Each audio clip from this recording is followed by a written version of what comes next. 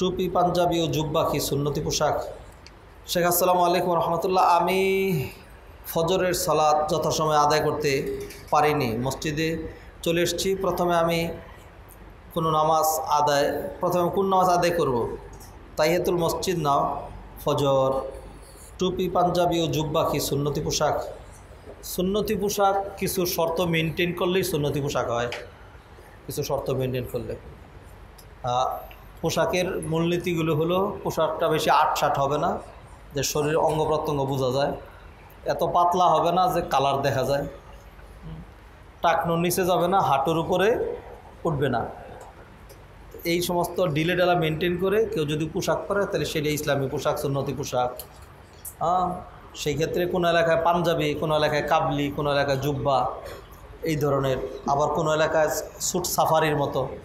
ইন্দোনেশিয়ানরা যেটা পোশাকটা পরে এটা একটা সাফারির মতো, সাফারিও না আবার পাঞ্জাবিও না। এই মূলনীতিগুলি মেনটেন করলে এটাই সুন্নতি পোশাক, সুন্নতের মধ্যে থেকে। জি, নবীজি সাল্লাল্লাহু আলাইহি সাল্লাম টুপি পরেছেন, মাথায় যে কোনো ধরনের একটা টুপি এটা পরা যাইতে পারে ভালো। তবে এই ধরনের সুন্নত যেগুলো, এগুলো আবার কোনো ফজিলতের সুন্নত না, এগুলো সুন্নতুল আদা। মেসওয়াক করা ফজিলতের সুন্নত, কিন্তু টুপিটা ফজিলতের সুন্নত না। কেউ যদি টুপি না পরে কোনো অসুবিধা নাই, টুপি না পরলে কোনো অসুবিধা নাই।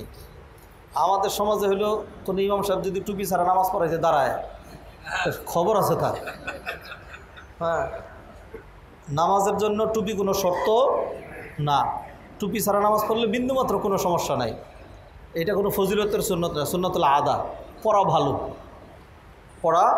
ভালো। তবে কোনো এলাকায় যদি কোনো একটা জিনিস ইসলামী পোশাক হিসাবে আত্মপ্রকাশ করে, তাইলে ওই এলাকার মানুষের উচিত সেটাকে সম্মান দেখানো। এটাকে বলে উর্ফ। এটাকে কি বলে? উর্ফ। অতএব আমি যদি দলিল দেখাইয়া যে অসুবিধা কি, সেই জন্য আগামী সপ্তাহে যদি প্যান্ট শার্ট পরে এসে খুতবা দিতে দাঁড়ায় যাই, খুশি হবেন তো ইনশাল্লাহ? এটা আমার করা ঠিক হবে? ঠিক হবে না। জি, অনেকে শুধুমাত্র সলাতে টুপি ব্যবহার করে, এটি কি ঠিক? না, এটা ঠিক না। আবার টুপি যে কোনো সময় পরা এটা সুন্নতুল আদা হিসাবে, এটা নামাজের ভিতরেও পড়তে পারেন, নামাজের বাইরেও পড়তে পারেন। যদি এমন হয় যে আমার মনে ছিল না, সলাতে আসছে, এখন ঠিক আছে পরে নিন, ভালো। কিন্তু যদি এইটাই অভ্যাস হয় যে অন্য সময় পড়ি না, খালি নামাজের মধ্যে পড়ে, তাহলে এটা ঠিক না। এটার সাথে নামাজের কোনো সম্পর্ক নাই।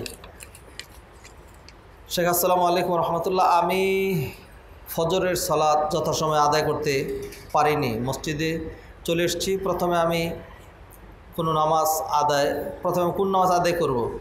তাহিয়াতুল মসজিদ না ফজর? আপনি যদি মসজিদে চলে আসেন, তাহলে যদি সুন্নত না পড়ে এসে থাকেন, তাহলে প্রথম সুন্নত পড়বেন, অথবা আপনার টাইম দেখবেন। যদি দেখেন আপনার মেন্টালিটিও আছে, টাইমও আছে, তাইলে তাহিয়াতুল মসজিদ 2 রাকাত পড়েন, এরপর ফজরের সুন্নত পড়বেন।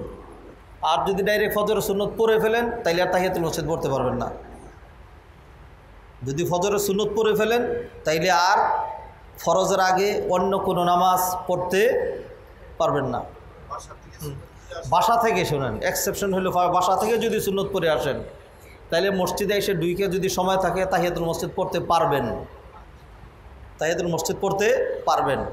কিন্তু মসজিদে এসে যদি সুন্নত পড়ে থাকেন, তাইলে আর তাহিয়াতুল মসজিদ পড়তে পারবেন না। যদি পড়তে হয় মসজিদে এসে, তাহলে প্রথম তাহিয়াতুল মসজিদ, তারপরে কি? তারপরে সুন্নত। ফজরের ওয়াক্ত শুরু হয়ে গেলে ফজরের সালাত ছাড়া আর কোনো সালাত নাই।